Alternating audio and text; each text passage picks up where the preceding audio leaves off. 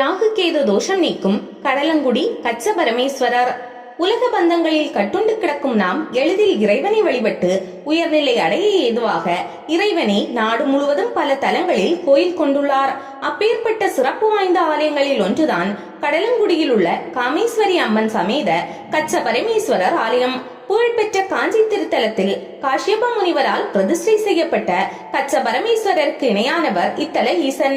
மிகப்பெரிய தோற்றத்துடன் வயல்வெளிகளுக்கு நடுவே ஏகாந்தமாய் அமர்ந்து அருள்பாலித்து வருகிறார்.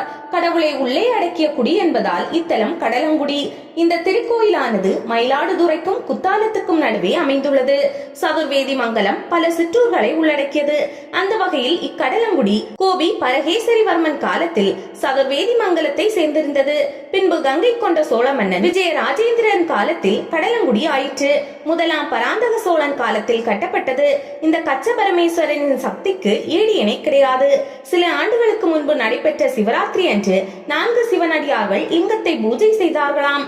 எங்கும் ஊதுவத்தி மனம் கமழ்ந்ததாம். திருப்பணி பணியாளர்கள் சிவனடியார்களிடம் பிரசாதம் வாங்க உள்ளே சென்ற பொழுது அவர்கள் எங்கோ மறைந்து விட்டனராம். சிவலிங்கத்தை சுற்றி நூற்றுக்கணக்கான காசுகள் மாத்திரம் கிடைத்தனவாம்.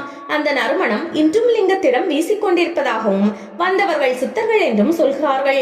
ராமேஸ்வரத்தை சேர்ந்த ஒரு சாது இந்த கோயிலை பார்க்காமலும் இத்தலம் குறித்து தெரியாமலும் இந்த சுவாமியின் சிறப்பையும் ஒரு காலத்தில் இந்த கோயில் எத்தனை சிறப்பாக இருந்தது என்றும் ஒரு அழகான கவிதையை சுவாமியின் உத்தரவின் பேரில் எழுதியுள்ளார்.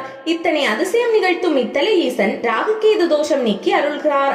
5 ஞாயிற்றுக்கிழமைகள் நல்லெண்ணெய் தீபமேற்றி இவரை வழிபட்டால் நினைத்த காரியம் கைகூடும்.